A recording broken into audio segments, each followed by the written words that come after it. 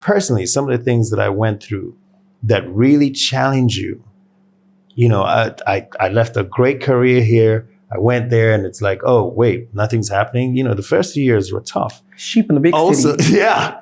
And then, I just left a divorce here and a child here. And,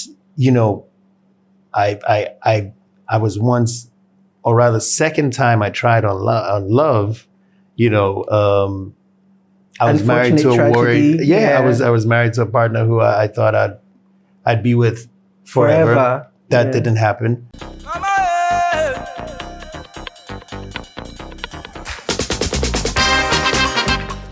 Welcome everybody to the Sincerely Accra podcast. My name is Joseph Inti, and of course, we are brought to you kind courtesy of the GCR network. That's the Gold Coast Report, the premier podcast hosting network in the whole Ghana. Anyway, I want to give a quick shout out to my co-creator and producer, Mr. Kwame Asante Ofori as well. Today on Behind the Hits, we're talking to someone very exciting. I don't know, I'm ecstatic, but you know me, I know how to compose, so nobody can tell. And even if you look back at like the work that I've done and how I speak and everything, it's from somewhere. I keep telling you that I'm like an amalgamation of different people that I consumed from my childhood till now. And this gentleman is one of those people. From back then, he'd come on the TV, welcome ladies and gentlemen. That whole radio voice thing, oh yes, he got it unlocked. So we're speaking today to the icon, the legend, the forever moment, Mr. Chris Attoh. Wow, welcome, Joseph, thank you. Did you like that? I loved it. Good intro. Thank you so much. No, thank you for having me. Let me first take the time to thank you so much for having me. And I am seeing the progress and I've seen the progression. That was a great intro. Thank you so much. I mean, it's Chris Attoh. I have to give you my radio. I'll take it. All right. So disclaimer, this is not an attack, but I'm going to ask you. I found out you don't eat kinky. You went straight into it. Oh, yeah, you're a girl, man. Why don't you eat kinky? You know what's funny? It's two things. One, when I was in secondary school, I think I might have eaten too much kinky. My Achimota days. Because it was Tuesdays and Thursday afternoons, and I think Wednesday evenings, there was always kinky. And then secondly, I found out from my dad when I was much younger that his mother, my grandmother, your grandmother, didn't like kinky either. So we're the Ga defects. We got everything else Ga. Wow, that's very interesting. Okay, that was a little icebreaker. And I've been meaning to ask, is Chris short for Christopher? It's Christopher, yes. It's Christopher? Yes. Okay, and I also found out you're called Keith. Why did you not go with Keith Attoh? Did you think that wouldn't work for the show business? What? I'm not sure. That's a great question. Because you came up in a time where like there was Keith Sweat, you could have... Yeah, I didn't want people to think I was a player or anything. Not that it works, I don't think that worked. No. Yeah. But I think that that might again have attributed from my father, who was very big on, in fact, when I started to get a little more popular and he would notice, he's like, you're not using the Ga name. You need to put the full thing there, Chris, me, Attoh. I'm like, I tried it for a little bit. I said, no, it's a bit too long. You need something that's easy on the tongue. And of course, Chris being the first name. Keith is for, someone that's really close to me or, Do you have people who call you Keith? Yeah. Oh, okay. A few ex-girlfriends. You're in trouble then. Keith! Oh, so the Keith comes when you're in trouble. I guess so. Oh, okay. Chris is a good guy. Oh. Keith is a troublemaker. Well, thanks for that insight. You grew up in Darkuman, North Kaneshie? North Kaneshie. It was right in the center of Darkuman, North Kaneshie, and Bubwashi. Okay. And it was also one of the areas that my dad got in on, was being the first and developed the roads and developed everything there. So we grew up almost isolated, but at the same time, once you come out, you have literally the cable and wireless on one side. Yeah, I think there's like a Ghana Water Company around. Yes, they eventually took over. Okay. Yeah. What was it like growing up with your family? I know you're from both your mom and your dad, you're like one of four, second of four. This is correct, second of four. What was it like growing up with your family in Darkuman, North Kaneshie? It brings fond memories. I always say a huge thank you to my mother and my father for doing such a wonderful job with all of us, because we had a good upbringing, and a comfortable upbringing to a certain point, where I believe we got the good foundations of being encouraged to read every day. Okay. I also had the privilege of, my dad was 9 years old when he stowed out of Ghana. 9. Oh, where did he go? The USA. Okay. And he lived there for, almost 30 or something, 40 years, and then decided to come back home. On a ship? On a ship going in, yes. Wait. I kept asking him how he did it. I'm not sure. But that's the resilience of a Ghan man that just wanted something more. Oh. He had started to play with, an exchange student that had flown in at the time. And they used to play a lot on the beach. And, so the family of the exchange student exactly decided to take my dad in. Except they ended up leaving without him. And he said, he's going to find his way. Wait, so your grandparents, didn't they know their son was missing? Well, I believe his father had passed at the time, but his mother looked for him for years. And it's an interesting story how we delved right into that. But I believe he told me he was at the U.S. consulate sometime trying to get his renewal. And then he bumped into a fellow Ghanaian and, he's like, I know you, Fred Attoh, And they were looking for him down here also at Jamestown to become, the next chief because his dad had been a chief. And he said, your mother has been looking. They thought he was dead. So because there was no WhatsApp back then, instant quick call. You wait for the letters in and out. And this is what eventually led his decision, to come back home. Yes. Oh. And when he did, even though he had a previous life and a previous marriage out there, when he did, he came home, he met my mom and started a new life. And that's how we popped up. But one of the things that, I always say that I'm thankful for is he came back with a lot of VHS cassettes. And these were pre-recorded cassettes of shows like Knight Rider, The A-Team, films like Gone with the Wind. So at a very early age, I found that I was exposed to Hollywood material and just acting and the beauty of it. And I probably didn't realize it then, but I said to myself, I want to do that. I want to do that one day. I think I can do that. Is it true you used to play dress up quite a lot?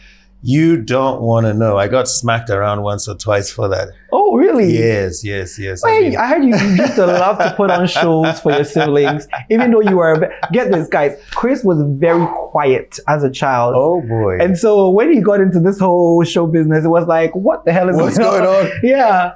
This is interesting. Where is Joseph getting his information from? Your sources are very strong. Very strong sources. Oh my goodness. I see. But before we move on from your dad, I also found out he was a renowned photographer. He was. Fred Attoh was the photographer that was literally assigned to Dr. Kwame Nkrumah during the time. So he would fly out with him wherever he was going. One day he's in Kenya, the next day he's here, and he was basically doing his photography. Wow. He was also renowned for introducing colored photography to Ghana. So we would watch him work. It was the first colored studio in Ghana. Oh, he would take you guys to work? Oh, yes. Oh, that's so cool. Oh, yes. The studio was right behind the house. It was part of the house. So, sometimes we'll trail in there and back. But the simple fact alone that sometimes that can get missing in action. The fact that we were all looking at black and white photos until his knowledge from there, his time in the States, he worked as a photographer also. And when he came down, that's what he decided to do. So he introduced Kodak and colored photography and opened, Fred Attoh Studios. The next thing you knew it, That is so cool. Yeah. It's so cool. It's like a legacy passed on and you're doing it also in your own different way. You know what's interesting, Joseph? I think that it is a reverse because while he lived in the States, he was also a performer / entertainer, dancer. I heard he was a tap dancer. Yes, he was. Oh, wow. So it's so interesting that it seems like the former part of his life was the entertainer. And then when he moved back down, he became more camera oriented. And I find that, he passed it on to you. Yes, somehow. He passed it on. Yeah. We got to carry the torch. So apparently you were in St. Teresa's primary school and you wrote common interest at 9 and you went to Achimota. What was it like going to school and boarding school at 9? Everybody was older than you, right? Yes. Yeah, what was that like? Great question. And I'll take the opportunity to say this: never let another person's opinion of you become your reality. I was so young, and I was always the one being bullied, being kicked around. In fact, I had such a tiny voice. And they'll call me and say, "Hey, young man, come here." And I say, "What's your name?" Say, "My name is Peter." Yeah, say it again. "My name is Christopher." Pa! Before they give you those little. Were you very tiny as well? I can imagine. Smallish, very smallish, very quiet. In my own little world, I used to do a lot of things in my head. I used to, when I walk from school, I would literally watch movies in my head, and it would be either movies I've watched already enough times, so I'd be replaying it in my head, or I didn't seem to realize it then, but it was the director being created. I would create stories in my head, full-on stories. Oh, you were lost in your own imagination until they would bring you back to reality with, "Hey, who are you?" You know what used to happen to me when I was young, because I consumed a lot of television, which we'll get into very soon. But every time I would watch a movie, I would come away from that movie with one of the characters' personalities, and I would carry it for like 3-4 days. To the annoyance of my household and my classmates. Well, the good thing is at the end of the day, now you can laugh about it. Yeah. But I'm guessing it was similar for you, because you'd see a lot of the things online and then like sort of just imprint them, and at the end of the day, use that. But I'm not sure if I trailed off or I answered that last question, Joseph. But yeah, again, okay. Listen, this is a very informal show. I was trying to say, how like a lot of my the things that I use in show business today, like bits and pieces of stuff that I picked. Yes, remember. And I'm guessing, since you watched Knight Rider and all of these things, they definitely affected me one way or the other. And then to round it up, and it did come back to me. The fact that I was 9 years old and should have gone through the usual system, JSS was coming in, but my parents wanted me to be a part of the old system. Oh, that's why they rushed it. Yes, I was almost forced to. I didn't know any better anyway, but I'm grateful because it challenged me, and that's why I started from a place of being the littlest one, being picked on in class, to, oh, you know what? I can do this. Let me just do it for my mom, or, prove that I can do this. And next thing I knew, I wrote the common entrance for Form 5 at Achimota School. And before I knew it, I went into Accra Academy for 6th form and wrote the A-levels. At the time, they seemed like the hardest things in the world, but here we are. I feel like you're a smart kid. Good day. Because, come on, common entrance at 9. What did you study at Accra Academy?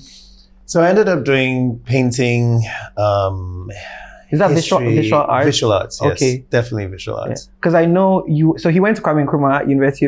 They call it Kwame Tech. Why do they call it Kwame Tech now? They take out the things in the middle. It's Kwame Nkrumah University of Science. It's Kwame Tech. In my day, it was simply called University of Science and Technology. And then they insisted that we add the Kwame Nkrumah University of Science and Technology. Well, I know you did a bachelor's degree in painting. I did. Okay. So are you a painter? Do you paint? I am. I'm so glad you asked. I'm looking to do an exhibition currently. I'm working on a few crafts. Really? Yes, it's part of the foundation launch. Send us an invite. I am definitely sending you an invite. Yeah. What we want to do is do a number of paintings and auction them off and use those proceeds to help the children that we're looking at focusing on with the foundation. We're going to talk about Chris's foundation as we go through his whole life. Yeah, it's on here. Don't worry. I found out that the first time you ate fufu was when you were in tech. Hey, Joseph. Somebody should have warned me before I came in. Is that true? What was the first soup you tried? Light soup. Okay. And that was the thing, I got stuck. Oh, so light soup is still your favorite? Yeah. Oh. So I veered away from the kinky, but fufu on a good day, man. I could eat fufu almost every day. Do you remember who took you to eat the fufu, or was this a chance happening? Before then, my grandmother was big on fufu. She'd make it, I might eat a little bit of it with her. So at the time in tech, I had met a young lady who definitely was from Kumasi, Ashanti. She's like, you don't eat anything proper. It's always rice, And she basically made some fufu for me. Oh, okay. And that was it. You were sold. That was it. Yeah, the soup was so good. You had to take your shoes off just to eat it because you had to curl your toes. And your shirt. Yeah. You know when you sweat. needed the freedom. I see. Back to your painting degree. Back then, what was the big idea? You're going to study painting, and then what was like going to be the next step for you? You know, I'm so glad you asked, because if we all saw way ahead, we would either make better choices or different choices, or who knows, whatever choice would still bring you back to it. But I was at a point where I was doing pretty much at everything. I mean, pretty good at everything. Math was great. English was great. Other subjects were great. But, oh, wow. There was something that had stuck with me because of my brother, who was an artist, and it still is. But I'd always wanted to be as good as Ken, like when it came to drawing and so on and so forth. And at that point, I'm like, if I'm going to go to university, what am I going to study? You know, I love painting. I might as well get deeper into it. Okay. And sometimes I say, I don't know if I'm happy about that or not, because by the time you dig so deep into the theory and the theology of painting and what colors you can use against what colors and don't use this against that, it doesn't balance. When you tie yourself down to all those rules, it almost empties it out. You know, it's like, oh, where's the, You know, whereas before it was just painting to release and express theory yourself. Is always such a buzzkill. Like whenever you're like, can we get to the practicals already? You know, but you know, it's still necessary, because then it gives you a truly compounded, you know, knowledge. Gives you compounded knowledge of what it is you're doing. What kind of paintings would you say you do? I mean, I don't really know much, but like, are there like genres? So you know how music has genres. I love it. Are there genres of painting and art that? Yes, there are all kinds. There's still life. There's portrait. You know, there's even now there's body art. You know, where you paint on the living body as a canvas. Okay. Exactly, as a canvas, and you know, as long as you're expressing yourself, you know, you're also, it's a bit like acting, because you're also holding up a frame saying, this is us as a society. And that's what we also do as actors. So you're not limited to any of the types? You do all types of painting? The thing is, Kwame Tech. This is why they shortened this. Yes, because it's too long. Nobody has time. All right, but you see, we were taught to do it right. The Kwame Nkrumah University of Science and Technology will literally take you through all the various aspects. And then you will specialize. So I ended up specializing not in graphics, but in painting, and portrait painting was mainly it. Oh, okay, all right. So a little bit of a personal anecdote. I was working at VAS at one somewhere in 2012, and my boss at the time was Benny Bonsu. She had a radio show on, was it XFM? Herbert Mensah, yeah. And she had an assistant who would read the social media comments on radio. Yeah. And one time her assistant wasn't able to come through, and he's like, Joseph. She's like, Joseph. But you know, and that was my foray into this whole radio voice, you know. So I came like, you know, yeah, Mansa from Kaneshi says, and come to find out, Chris has a similar story. So Chris was working in the library at Groove FM. Whoa! And I think so. This is how Chris got onto radio the first time with his own show called Bookworm Square. I want you to tell the story. Wow!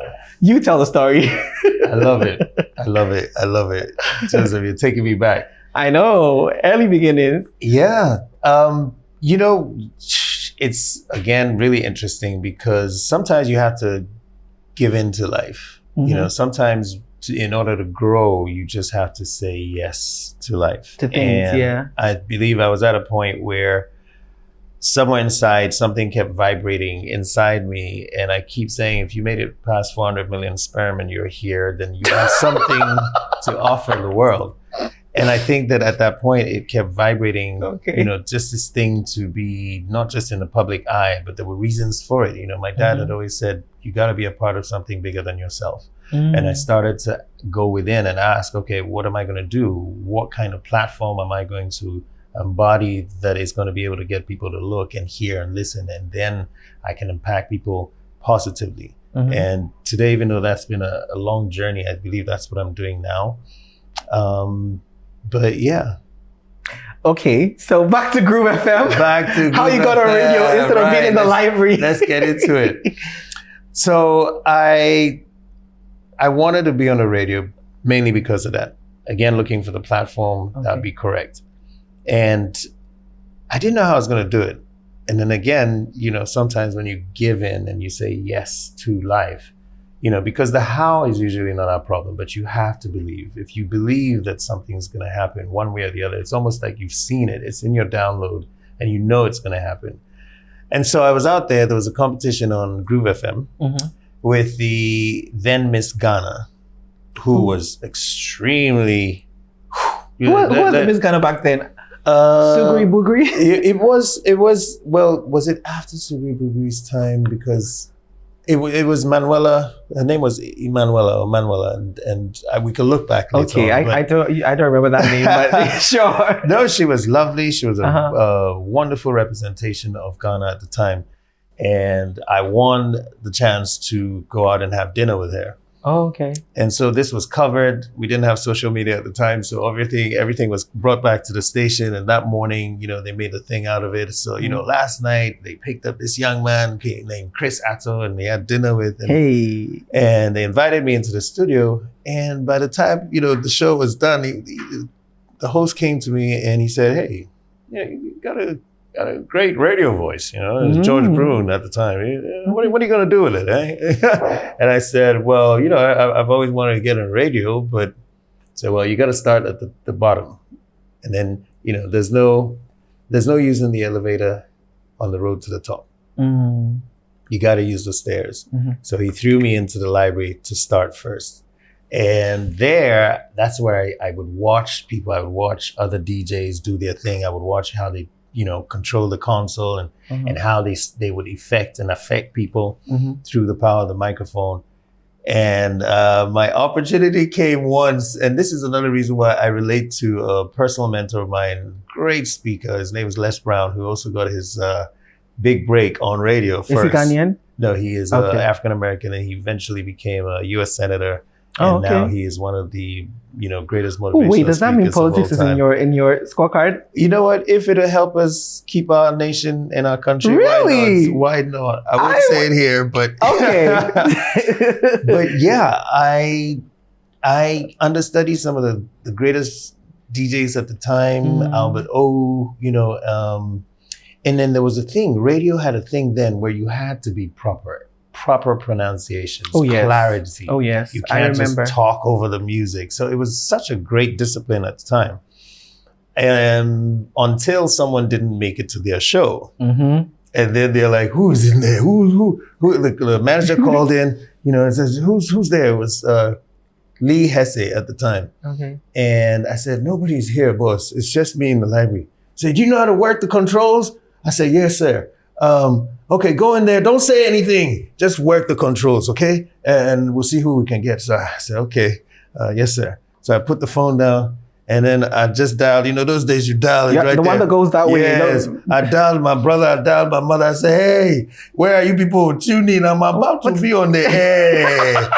And, just like that, I got on there, I got on there and I said a few things. I said, "Yeah, hey, good evening, Accra. Time check is 3:45. We are cruising right here on Groove FM. My name is Chris Attoh. You might not know me. I was in the library, but guess what? I just had my first opportunity now, and I got goosebumps now just talking about it." And even at the time, we had done a lot of traveling, thank God, when we were young. But at the time, I was able to switch into all these voices, and it became a thing. So the producer listened, and then after the show, he came up. "I told you not to get on the air." I said, "Yes, sir, but I thought, you thought what?" "Okay, look, put together a show where you use all these crazy voices and let me see it." And that's how Bukom Square was born. It was a show that covered entertainment and restaurants and what's happening in Accra. And the intro of it was so interesting. Again, the influence of the early days and watching a lot of Hollywood content that my dad had brought down. I remember watching a movie called Conan the Barbarian, and the way it starts is a deep voice where, long ago in the time where so that was our intro. Morgan Freeman and James Earl Jones all put together. I'll take it. But do you remember how old you were when this happened? Maybe about 18. 18. Wow. Just before university. So I must say, it does seem like way back then, younger people were given more of a chance in Ghana. Like, I don't know how that's going to happen to an 18-year-old today. I'm just saying. Well, some things have changed where it's also for the benefit. Now younger people are also exposed to so much. It's so easy to just click and you know what's what. They're also creating on their own now because of all the apps and stuff. Yes, we're encouraging you. Our days, you have to go to the library, open the book and start research which book. Encyclopedia. Yes. I bet you guys don't know what an encyclopedia is. It was a thing if you could actually read the encyclopedia in those days. So I'm going to go to when I first noticed Chris Attoh. Okay, there was a show on GTV called Rhythms. And I was such a huge pop culture junkie. I used to watch Channel O and all of these things. Wow. And Chris would come on and, hey, what's up, guys? You're watching Rhythms. And, it takes me back. I remember first it was you and then Pamela Blackmore. And then people don't know this. Pamela left, and guess who was his co-host? Jocelyn Dumas. Yes, I remember it. Wow. She used to have a ponytail back then and she'd be out on the streets. Oh my goodness. So Rhythm was when I first noticed you. So you went from radio and then TV presenting. Yes. Was that your first gig back in Ghana, Rhythms? It was not, but you know what led to it? And I'll quickly bring us up to speed. Mm-hmm. So the transition from radio to television happened not in the nicest way. Oh, okay. Yeah, because life happens, right? So there I am thinking I'm the coolest presenter on the radio, I come in, go out, and I come to work one day and unfortunately they're laying off a whole lot of people. Oh. And guess who got canned? I got fired. I got fired. I'm laughing about it now, but I remember I was so devastated because in those days, man, you're young, 18, I just got my new car. You got a car at 18? I was young. My dad had us driving by the age of 16 and wow. was blessed to have, he gave me his first Mercedes, which is also, I think, why I'm stuck to Mercedes at that age. But I was devastated because I'm like, wait, how am I going to fund this? How am I going to buy gas? How am I going to do this? And we all hit rocks in life. But, when things go wrong, don't go with them. Because that's what translated into finding my way onto television. It was first the opportunity of, okay, I need to find more work. And then I tried a few jobs at GBC and then Metro TV. And simultaneously, it came through that I got both jobs. So I started working. In those days, you could literally do both. So I'd do my hours at Metro TV. What were you doing at Metro? I don't remember you on Metro. At Metro, I used to both read the late news right after Anita Eskin's like on camera? On air. Oh, yes. Wow, I missed that. And it would be links to things. Like you come from a movie, be like, hi, welcome, you're watching Metro TV. Coming up now is the news. Oh. And I used to do that with Anita Eskin. Okay. And those were, again, some of our foundations. Foundation, yeah. And I was also in the, basically the room where you censor stuff. So again, and I'm realizing it just talking about it, movies would come, they're in big VHS tapes, and your job all day is to watch every movie and summarize it and basically write down this is the synopsis. Oh, okay. And you have to log that for the TV stations. Okay. And I was blessed again because my dad was a member of the censorship board. Okay. And this is him doing it when I was much younger, and I'd noticed and I'd learned. So this is what I was doing for Metro TV at the time. See, no wonder, because if you're watching so many movies, the wealth of vocabulary and just your enunciation, it's just, you know what I mean? It's so clear. Another gig that I really remember you from was the first ever TV3 mentor. Oh, wow. People don't remember. First, I was the host of the first mentor. You're right. Do you know any of the songs? Oh, God, no, I do not. I'll help you. Yeah. Tell me. Mentor's gonna take you higher. Oh, there you go. Mentor's gonna take you there. Stick to TV3. Yes. What did I? Wow. What was it like doing a show like Mentor? Because, it was the first of its kind in Ghana, and the whole country was obsessed with Mentor. What was it like being on Mentor? Thanks for asking. Again, it presents a wonderful opportunity to remind people that, when you hit a roadblock, sometimes it's life just pointing you in the right direction. I was in London at the time doing, and this is, again, it was a nice stretch. This is after university where I decided, in those days, when you break, you go to London, you go to work, you do all the jobs, you come back, you have a bit of money. And so I've done it all, being blessed to cleaned some bathrooms, I've cooked, I've cleaned the dishes, I've done it all. If I can do it, you can do it too. But what led to it is I was in London, I was in a relationship with a young lady who was in tech. I'd left her in school. Long distance back when there was no social media and FaceTime. Listen, all what was the motivation?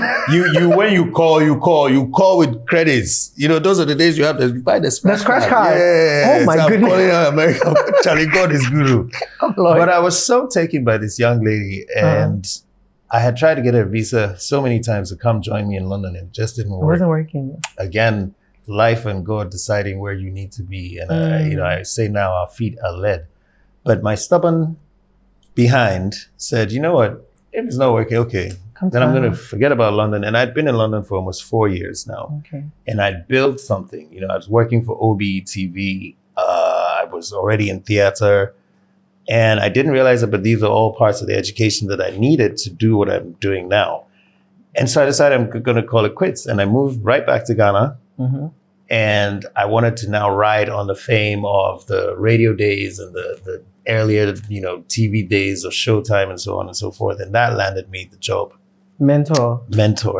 And I remember I had to audition for Van Vicker, who was the producer at TV3 at the time. Van Vicker was the producer of Mentor? He was one of the producers at the time. Oh, I had no idea. Yes. He was there for years. I wonder if that's why he cast Hakeem. Hakeem used to look just like Van Vicker. No, but so what is like the schedule of a show like TV3 Mentor? Because I know they had to rehearse and perform it was on Sundays, right? Yes. So where do you come in? Like, what was that like? You know, that was tedious because you can't really get into it until the day off. Okay. So the actual rehearsal will happen from about afternoon till about 3, and then you go live from about 6. There you go. So it took a lot of spontaneity. It took a lot of thinking on your feet. I remember an episode where we had a great comedian come in, and he made such a terrible joke on stage with me because, you know, I'm right there. His name is Clint the Drunk. Oh, I know Clint the Drunk. At the time, we were just colleagues, but I didn't know he was going to pull a prank. So there I am on stage, ladies and gentlemen, Clint the Drunk. And he says, "You idiot." I say, "Oh." On live television. I say, "Is it because I stole Clint's girlfriend that last week? Maybe something. This guy's going to call me out. Something's going to happen." And you know, it ended up being one of these very funny jokes, and I think you could even, you know, YouTube it and find it on there. But one of the great things about the show is that it stands for a lot of things I stand for now, which was gathering our youth, taking care of our youth, and homing in on their talent, young talent, nurturing it, and showing them how to, you know, one way or the other, start to earn from it, which is, again, something that the Chris Attoh Foundation now does. But it was appealing. It was the hottest thing at the time. It was. I couldn't go anywhere. It was the reason I started tinting my windows. I couldn't go anywhere without being seen. Really? And don't you dare evict somebody. And I'll tell you a quick story. The weekend that Hakeem was evicted. Right. Oh boy. I was driving down in Nima somewhere, didn't realize it. You know, he had big following in Nima. Yes. And next thing I know, you know, when somebody's pointing, next thing I know, there are about 10 people pointing and say, Chris Attoh, funaje, now you remove Hakeem, eh? I'm like, yo. Why do they always think that? Because I remember I used to get a lot of flack with me. I remember when I think Martin, when Martin got evicted, it was such a whole thing. And I don't know why they always used to think you were the one that. I'm like, I'm not the decision. Don't shoot the messenger. I know, right? Okay, now let's talk about your movies. Now, like I said, I've been such a huge consumer of Ghanaian arts. And I first took notice of Shirley from Paul Manso when she used to do Miss Ghana. I loved it because I come from the days of America's Next Top Model, you know, all of these judging shows. Yes. And what I liked that Shirley brought to Miss Ghana was that they had a panel of women, and when they come, it was constructive critique. She'd be like, do you want to hold your hair back? Okay, see your face is back. I just loved it. So when Shirley announced that her first movie, Life and Living It, was coming out, my mother bought me a ticket and we went to the premiere at the National Theatre. You did? Oh, yes. And I saw that your character was a painter. Yeah. And now it's coming together. Now it's coming together, right? Yes. So how does that, because that's your first movie, 2007. Yes. Life and Living It. Thank you for that. Yeah.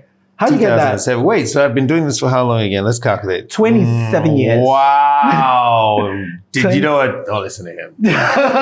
Before you find out how old we really are. No, it's fine. He has a full head of hair. Come on. God damn. That's the thing. Your hairline's intact. That's there. Yeah. Oh, God. So how did that first movie happen? Life and living it. Yeah. It would be the film that I would shoot that would begin a journey, that little did I know would be the path to what I'm doing now. Yeah. What used to happen is because I had gotten a lot of acclaim from television hosting and radio, the popularity had started to rise. And so a lot of producers had started to reach out to me about being in their films. But it was never things I wanted to be a part of. Like, they'll send me a script and I'll be looking at it and like, no, that's ridiculous. And again, this is not to badger them or anything, but at the end of the day, it was me realizing that because I'd been so exposed to Hollywood films at such an early age, I'm like, no, it would be better like this. Why are we not doing it like this? Mm-hmm. And I've often said the things that irk us are the things that also lead you to your purpose. Mm-hmm. And that used to irk me. Why are our Ghanaian films like this? And eventually that led to film school and led to acting. And even today, one way or the other, we want to be able to do it better, But again, if I trailed off. No, you know what? I like it because even though you trail off, it's always things that it also influences the next thing that I ask you. But Indeed. Yeah. Okay, so I think I'm just going to do a quick run through. So Life and Living It. And I think the next one I saw you in 2008 was Scorned. That was Lydia Forson's big debut. Yes. Lydia Forson went to AIS, which is where I went. So shout out. Lydia is an amazing human being. I hated you in Scorned. I feel like they had, there was this like good boy, lover boy image that had been sold. And then in Scorned, you were such a mean person to Lydia. I was like, what? Boom. When you pour the hot tea in her face, I couldn't stand it. I was like, this is... It's interesting. And I think that's what eventually also got me hooked to the Sparrow movies for a while. Mm-hmm. Because I kept saying no to a lot of producers at the time. Yeah. What Shirley produced and presented me with the first time I read that script was like, oh, wait, this is a good script. Yeah. This is how it should be done. It was well formatted. Those days people will send you scripts and say, what am I reading? It had the whole EXT, the scene breakdown. And today we're great friends like Abdul Salam, who is a godfather. Yes. If you guys don't know, Abdul Salam is the creator of Beyoncé, the President's Daughter, right? Well, there you go. Yeah. There you go. That and many other movies. At the time, again, he was a filmmaker working with what he had and his resources. Mm. But I kept saying no to him because I felt it wasn't there, But when Shirley sent me that script, I read it and I said, okay, I could try this. Mm. And after Life and Living It, that was it. It was like, oh, I love this. And then Scorn came up. And I thought, okay, if I played Loverboy here, the immediate thing I didn't want to do was to be typecast right from an early age. I didn't want that. I don't want to be like the same guy and everything, which happened for a little bit, which eventually led to me, just even looking for more and building more and growing more and heading to Hollywood. I feel like when I look at the roles you've played, and I haven't seen everything, but I think there's a little bit of a variation. Thank you. Because at the next movie, Perfect Picture, everybody's favorite, Perfect Picture. I must say, that was the first time in Perfect Picture I had seen a sex scene done very tastefully. And that was between Jackie Opia and Chris. And I remember there was this Ifya song playing. Was it Weather for Two or something? And I just remember, because Ghana, we do sex scenes and it's, but this one was so tasteful. I could tell there was choreography, there was rehearsal. Listen. It was, Perfect Picture was another great one. I would give it that. Perfect Picture was, I believe, not just Shirley's attempt, but all of ours attempts to really do something different. Mm-hmm. And I think one of the things that made that movie special is we had basically all been shipped off to Takoradi. Oh, it wasn't in Accra? It was not shot in Accra. The entire Perfect Picture 1 was shot in Takoradi, and we had been camped there for almost 6 weeks to 2 months. But it brought us all so close together. I believe that's also how I ended up introducing Jocelyn to Shirley, and that's Jocelyn's first appearance in a movie. Okay. Then she went on to do a Adam Sting in the Sapples, Tail. Sting in the Tail is my favorite Shirley movie. There you go. Favorite Shirley movie. Hands down.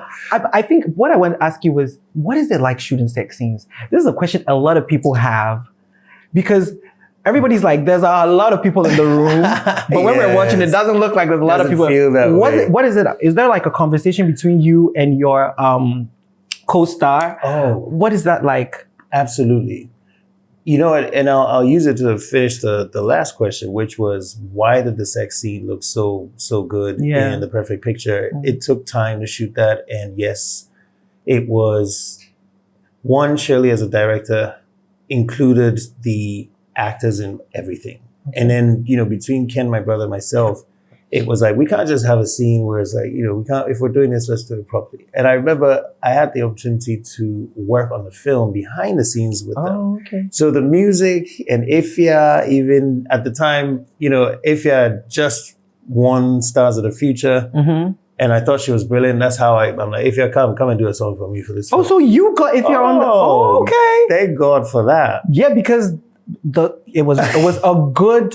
song choice. Right. Yes. Right. That was definitely influenced. And, the fact that also actors can talk about it now, and this is part of the serious part of the business. A sex scene is like any other scene. And at the end of the day, it's not just because actors want to take their clothes off, for the camera. Remember, this is what we do. This is society, right? And so if we can show you one thing, then we're showing you another, which is why everything has adult ratings, or what you're watching. But in the professional world, and I can say, coming from that sex scene, because I've gone on now to shoot other sex scenes, including sex scenes in Hollywood. And I don't say that to impress anyone. I say that to impress upon people that it's a job.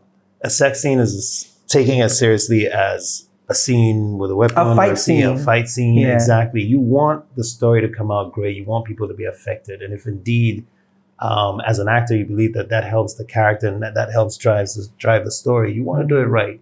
And what happens behind the scenes, though, in the real world is, yes, it's taken very seriously. They're actually coaches. When you're working in Hollywood, they're coaches that come in, and this is there because of, protecting female rights and making sure that the female feels protected and not, it's not going to be just something that's just being done for any reason. And there's always a conversation.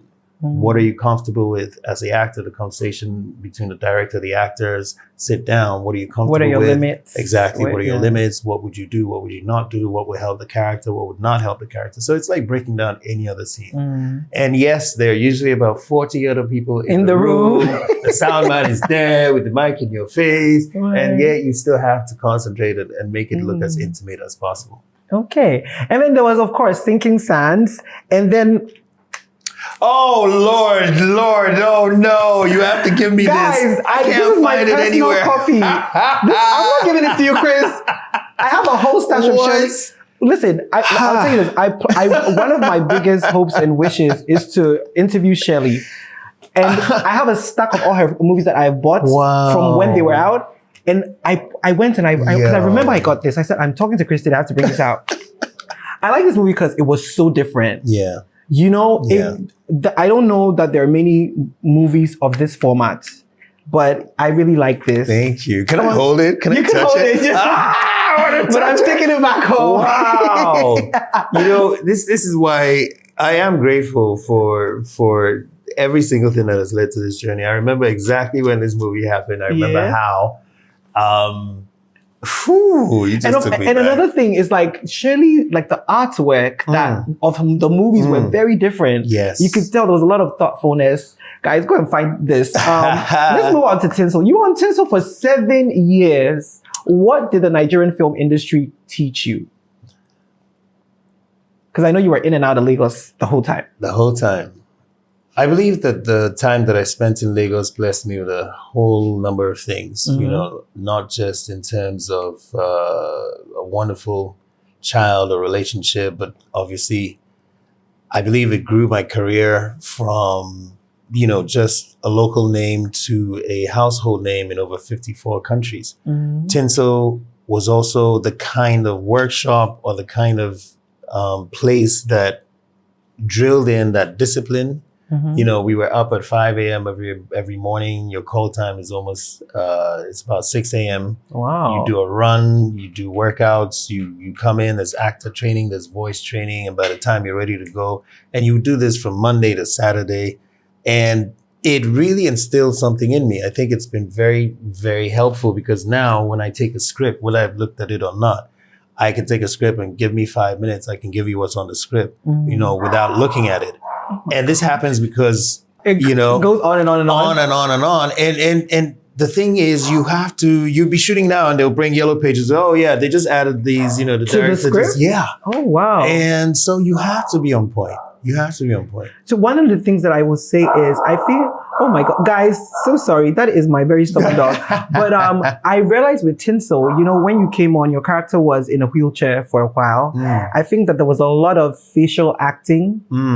Because I think when I watch your movies and the stuff that you do, you know, you're a very physical actor, you know, very animated sometimes. But with this one, you were bound to a wheelchair and all of the expression, it really sold it for me. So I would say that. But my next question about Nigeria was, how come you never did Big Brother Africa?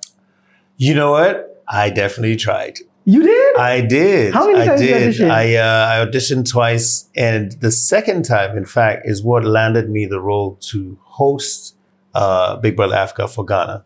Oh, yeah, it's true. Yeah, there you go. True. And it was basically between myself and Kwekuti at the time. And I was doing so much here, you know, working at Charterhouse. I was on radio. I'm not going to go and sit somewhere for 3 months. And, you know, so Kweku, obviously, you know, his own credit went and I ended up being the host that year, which was good.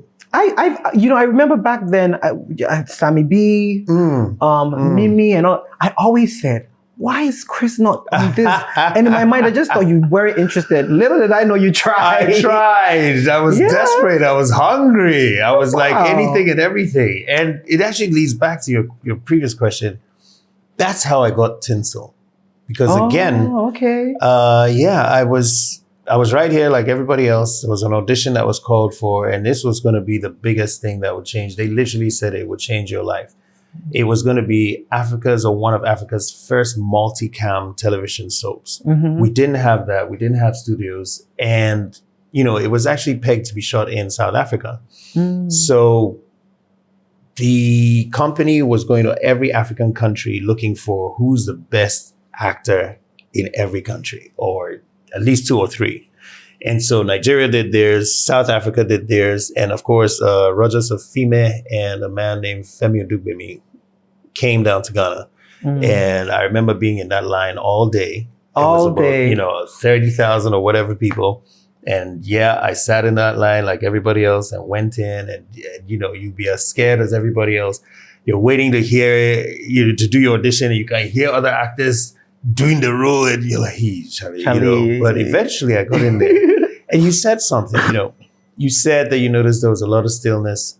That's when I started also to maybe expand as an actor, because 2 things that they told me got me the audition and got me the part. In the audition, I went in and literally tied my feet with a belt. Oh, okay. And sat in the chair and pretended it was a wheelchair. And then they got sold off completely because there was another scene where he was meant to stand and rip his, I mean, he wasn't actually meant to, and I ended up ripping it. I was in the moment, but yeah, those were the 2 things I think that stood out. It got you the gig. That's all that matters. It got me the gig, indeed. Yeah. So now, next was your big break into Hollywood, and I have seen you in quite a number of things. Most of the stuff that I've seen you in Hollywood have been trailers, because we can't see all of the movies. But I'm just gonna. The most recent one that I saw, but I know it's not as recent, is An Accidental Zombie Called Ted. Oh, wow. That was very interesting. I saw the trailer. I was on YouTube watching trailers, and then I'm like, wait, that's Chris Attoh. Yep. Because you look really young in the movie. I know, right? I don't know if it was the you're wearing a button-up shirt and a tie. You look really, I was like, and I checked the date, and I'm like, I was young though, younger maybe. Yeah, but not that much. Not that much. And come to find out, the American Society of Magical Negroes. Wow, you were really doing your homework. Yeah. No, I mean, And then you've been in a few TV shows as well. Oh, how was breaking into Hollywood like, you know? Ooh.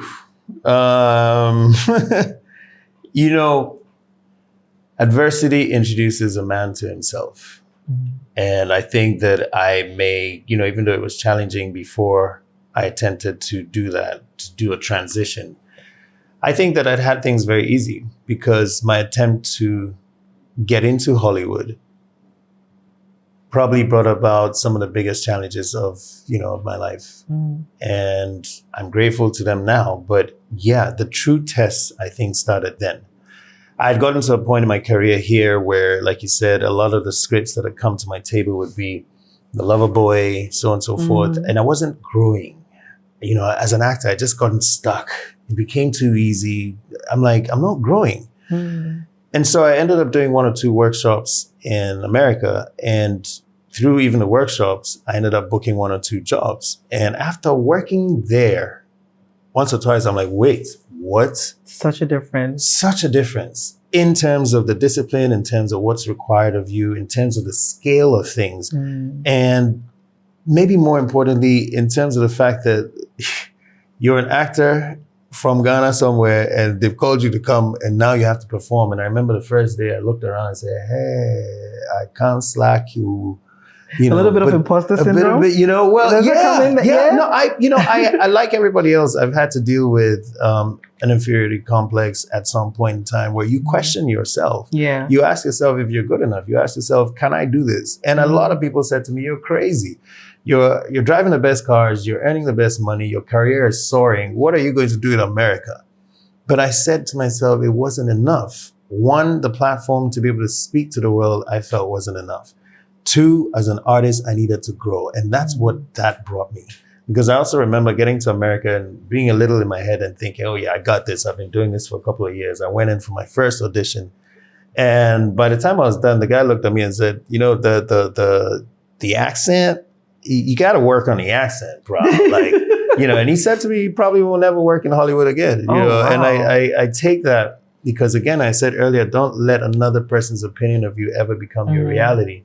What that did for me is made me put myself back in school. So when I got to America, I had to go through training again, back in school, back in actors school. That's what I'm talking about. Self-development is everything. And what came with that is now understanding also what's really required of the actor on a universal scale. You can't, it's not a hobby. It's not, let me try. It is perfection, perfection, perfection. Put it in Oprah work. Winfrey said that the best way to deter racism is to be excellent. And that's something I took with me. I met her, I had the chance to meet her at the Essence Film Festival. Yes, which I was coming to that when you showed your movie 9. Yes, right? Wow, we're getting to so let's just jump into that. We are? Okay, yeah, we're here. No, because listen, a friend of mine, so Rosemary Zimu from Savage Beauty. A friend of mine was out from back and she's like, oh my, because we watched Savage Beauty, like, you will not believe who I run into. I'm like, who? He said, he sends me a picture and I'm like, what is Savage Beauty doing in Ghana? Right? And it was like 2 years ago or something. So we just like, okay, I guess she came to whatever. Then I saw the trailer for 9 and I called him. I was like, this is why she was in Ghana. Oh, yeah. Which you starred and you directed. I had the opportunity to star in it and direct along with a wonderful cast. We wanted to do something that was a collage that felt very inclusive of all the places I'd been and where I'd acquired my knowledge. And so we brought in cast from South Africa, vis-a-vis Rosemary. And we had actors from Nigeria, actors from Ghana, actors from Hollywood, who, because the movie was shot partly in Hollywood and then partly here in Ghana. Okay. And, just even, since my time at New York Film Academy as a director, I've had the opportunity to direct a few things for Showmax and DSCV, but this is probably the biggest and international film that I've directed. And it's taught me a lot, I'm looking forward now to rearing actors, especially here, who are ready for international productions. You know what? I used to want to be an actor. And I went for an audition. So there was this next movie star thing with Rockman Dumba and whatever. I stayed in line for 2 days. And I went, I did the thing, and they said, oh, you're good, but it seems, I can tell that you're very young and you're not. I walked out of there and I said, I don't know. I don't do well with rejection. I don't think I can make a career where I constantly have to hear no until I say. So honestly, you guys do a great job. But I say all of that to say that if you ever have a small role, got you, I'm Joseph. right here. Got you. You know what? It gives me an opportunity to also say this, Joseph. You know, if there are people out, if there are young people out there who want to do what I'm doing, I want you to know something about the reality of acting. It's one of the best jobs in the world. It will take you places. They will fly you places. You live in the best hotels, and you experience different versions of life, right? But the reality is, even though you're living, truthfully under imaginary circumstances, and you're doing that as a career and you're earning from it, you have to have your hand in other things.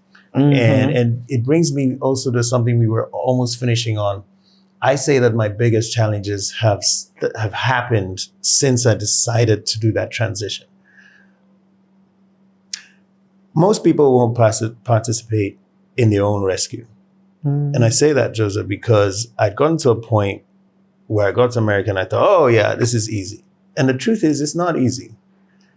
Nothing that you want to achieve that's bigger than you is easy. It's easy, yeah. It comes but with a lot it's of work. so worth it. And it's so necessary that you do it because it's also what will pave the path to where you're meant to go.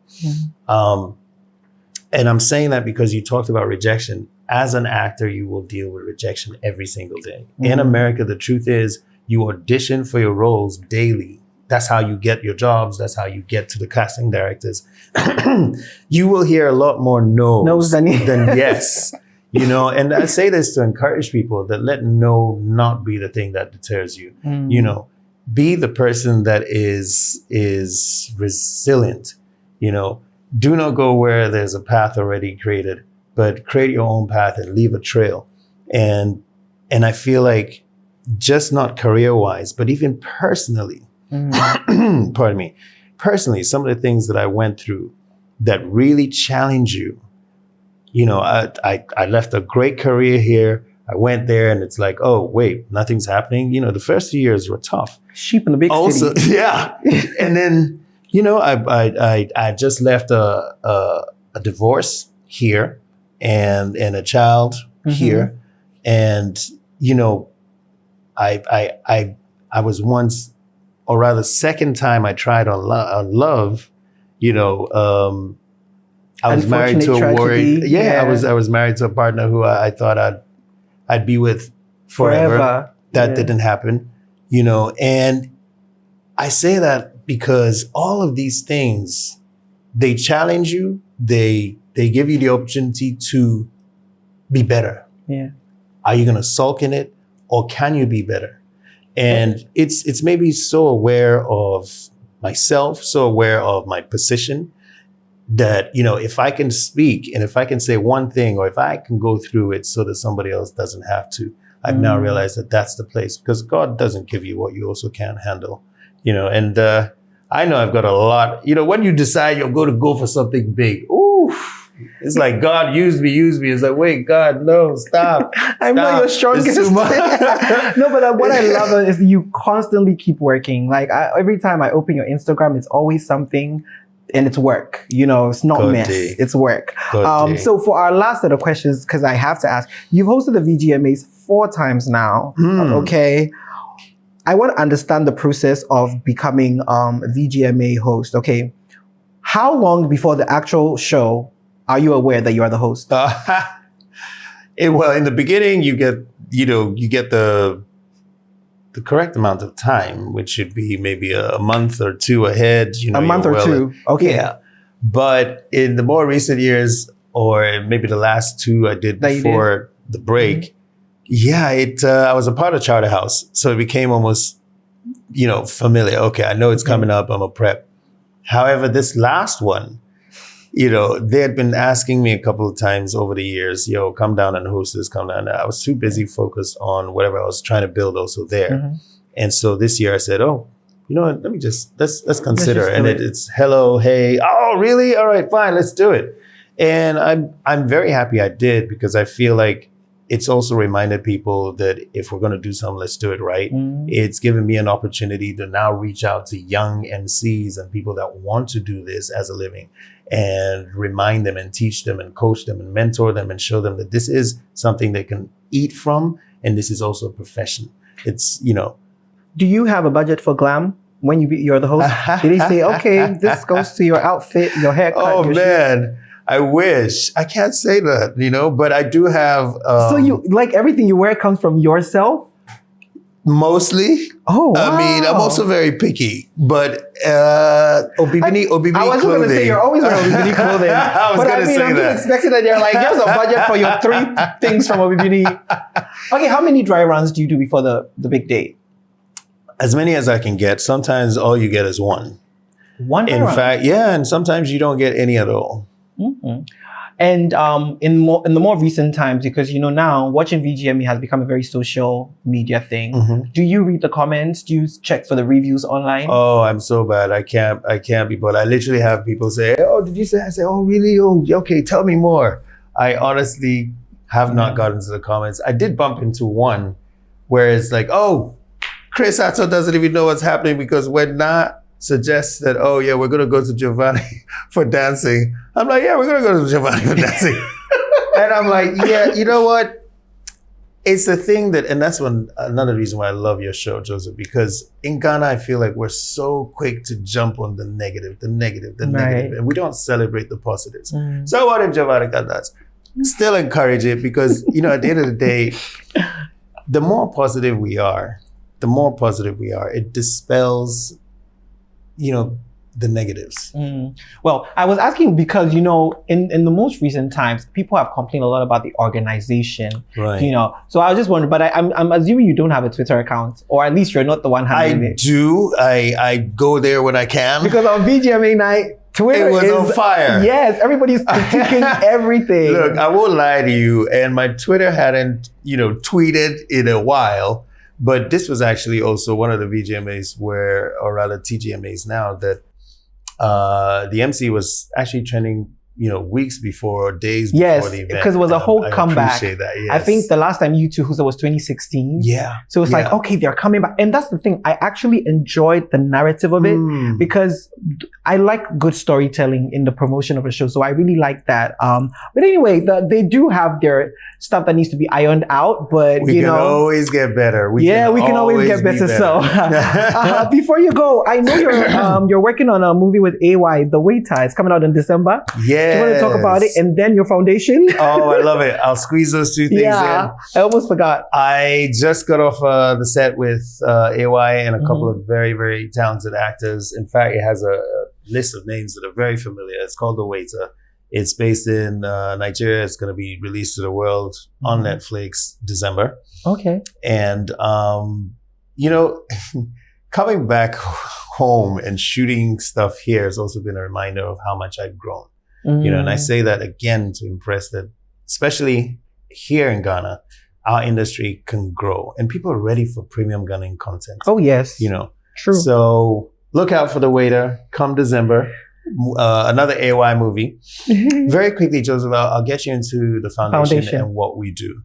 So a lot of the time people have asked me, Chris, how can I be a better person, a better actor, better at emceeing, better at this? And that started in combination with just my desire to want to help people. So what the foundation does is we unnerve and unravel and find young talents and nurture them and, prepare them for the future, especially if they do have talent to show. And that's not all we do because it's all about the youth, but we're also there to provide in places that they lack. So today we could be buying oxygen tanks for people in kids in Kolibu. Tomorrow we could be paying school fees and making sure that the kids in Jamestown or orphans in Jamestown. In fact, we just did an activation where we went out to Jamestown and gave out a lot, and there were a lot of smiles. And I'm reminded, because my father did say that, Niato, you have to be a part of something bigger than yourself. These are the ways that I feel that as an agent of change, I can touch and affect people's lives. It is incumbent now upon me to be able to do so. because what did you come into the world with? What would the world have because you came into it? What would the world have when you leave it? And these are the things that bug my mind. And, I want to keep training. We're doing a lot of training sessions now with a lot of young people who are interested in film and acting. We've just collaborated with the Black Star International Film Festival, where we did training all week. And it shows how much talent there is in this beautiful country. I often say in life, there are winners, there are losers, there are those who just don't know how to win. And Les Brown would also agree with that. And yeah, sometimes people just need a coach. They need guidance. They need someone to tell you this is how it's done. And I'm reaching out a lot towards that right now. And I'm also encouraging people, whatever you're doing, you are the real change. It doesn't matter what's going on. Only you can truly change your life. If there's something you're meant for, and destiny is not by chance, it is a choice. Start making the choice now. Start making it with little decisions. If you got to wake up early because, you got to read an hour in the day, read an hour, read every day, wake up, write down 7 things you're grateful for. Ghanaians are not going to read unless it's a tell-all book. Come on. If you put some scandal in a book. I love it. But this is the point, Jay. That's why I'm here. So we're going to try and encourage them. Yeah. Listen, and again, it's not because of anything, but it's just the same way that I was scrawny once and now here, a bit more fuller. I always thought you were going to be the next Michael Power. I'm not going to lie. You know what? I'm still here. Yeah. It's not too late. It's not too late. And if you play your cards right, the next 007. I'll take it. I'll take it. But anyway, I really had a great conversation. I'm not going to lie. I feel like you present, you're very professional. Everything we see on there, like I say, is work. I didn't have an idea of what your personality would be like, but I must say, I'm genuinely surprised. You're very deep. Oh, thank you. You're very deep. Do you know, when we run this back, you have given us no less than 5 quotes. I'll take it. Before you answer every question, there's a quote. I really like that about you. That's the reading. You've got to read every day. Yeah. So you know what? For the first time, I'm going to let you sign out for us. Typically, I say, hey guys, thanks for watching the show. This is Sincerely Accra, blah, blah, blah. The show is Sincerely Accra. So do say something. Yeah, I don't know. Oh man. Okay. All right. Do you want me to do that in my close-up? Yeah, this is your close-up. All right. Hey, what's going on? Chris Attoh here with my boy Joseph, and we're about to sign off, but we don't want to leave you without some wise words. Helen Keller always said, you know what? Life is short, so eat the dessert first. Go out there and make a change. Don't wake up like a mistake. Wake up with purpose. I love you all. Right here from Sincerely Accra. Yes, people. Yes, keep checking for us because it's always a good time. Thank you so much, Chris. That was good. I love it, Jay. Thank you. Thank you. Oh, wow.